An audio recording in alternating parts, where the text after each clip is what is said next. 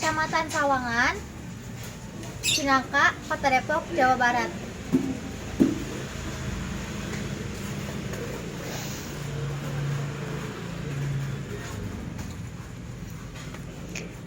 Nama aku Ananda Kalebo Westri. Sebagai pertanyaan pertama yang aku mau tanyain, siapa nama pemilik usaha ini atau kakak sendiri yang punya?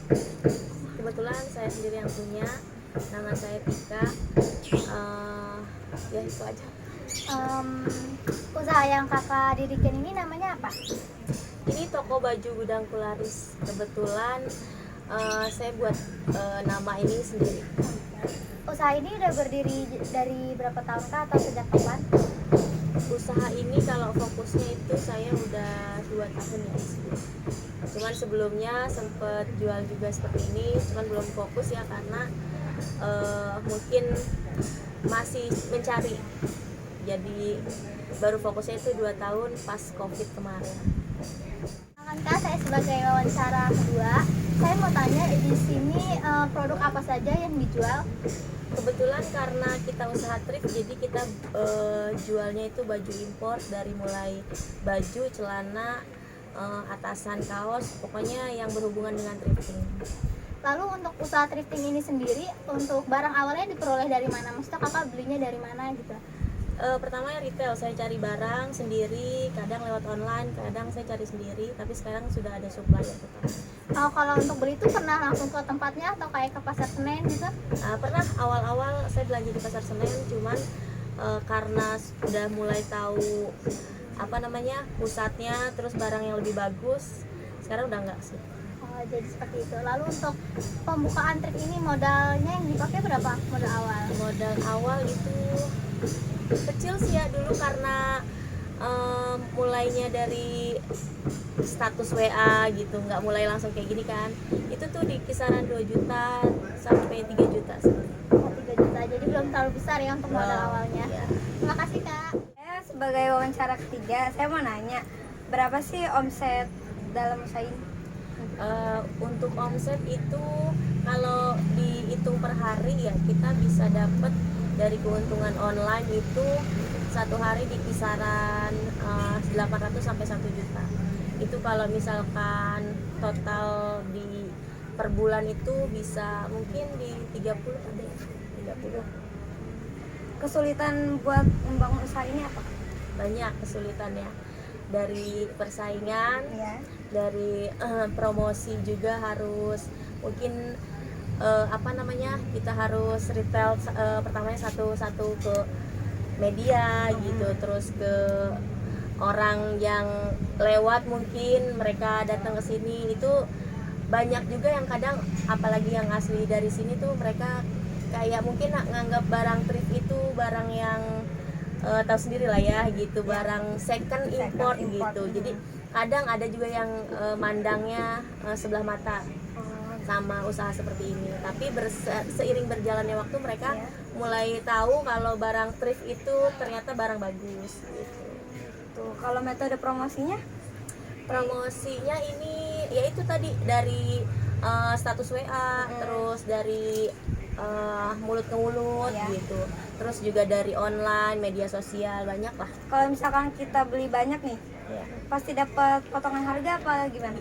Biasanya kalau untuk pembelian banyak itu kita masuknya di paket usaha. Jadi itu udah pasti harganya lebih murah dari harga satuan. Gitu. Oke, Kak. Sebagai penanya keempat, saya mau bertanya Kak, untuk kelebihan dari usaha thrift ini tuh apa ya? Untuk kelebihannya itu udah pasti kalau untuk kualitas impor itu lebih bagus dari lokal ya. Banyak orang tahu karena jadi banyak yang ngeluh juga kalau beli lokal mungkin dari harga yang kalau di thrift kita bisa dapat harga 50 itu sudah dapat bagus banget gitu. Kalau di lokal mungkin untuk harga yang 50.000 tuh kayaknya masih di bawah gitulah ya. Jadi kalau pengen barang bagus untuk lokal ya di kisaran 100 ke atas gitu. Itu sih untuk kelebihannya. Terus kalau misalnya target yang belum dicapai ini dari usaha ini apa? Kalau untuk saya target yang belum dicapai dari usaha ini tuh pengen buka cabang. buka cabang, terus memperluas jaringan penjualan lah dari media sosial, dari offline-nya juga gitu. Tapi udah ada gambaran untuk mau buka cabang di mana? Sudah, cuman masih direncanakan. Terus kan usaha tadi kakak bilang 2 tahunan ya? Iya, 2 tahun. Itu manfaat yang dirasain tuh apa aja? Untuk siapa? Saya atau untuk Boleh buat sekitar, boleh buat kalau untuk saya pribadi,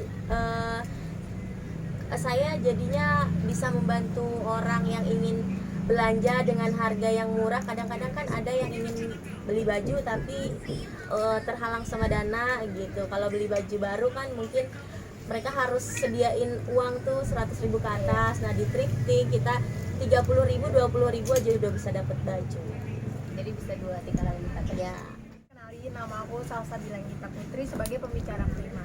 Aku ada pertanyaan nih. Yang pertama itu strategi apa sih yang kakak lakuin biar buat narik pelanggan atau masyarakat yang di sekitar sini buat tertarik dengan belanja di kakak? Kalau untuk strategi biasanya kita ngiklan lewat bantuan aplikasi ya, entah itu iklan atau video kita posting di medsos atau kita yaitu mulut ke mulut. Jadi kita nawarin barang, kalau di kita itu punya barang thrift yang bagus, harganya murah. Tapi kalau cara, kan banyak banget nih usaha thrift sekarang baru-baru banyak bermunculan. Cara ngebedain usaha kakak sama usaha thrift-thrift yang lain itu apa sih? Kebetulan kalau untuk offline ya daerah sini itu baru aku yang ada gitu.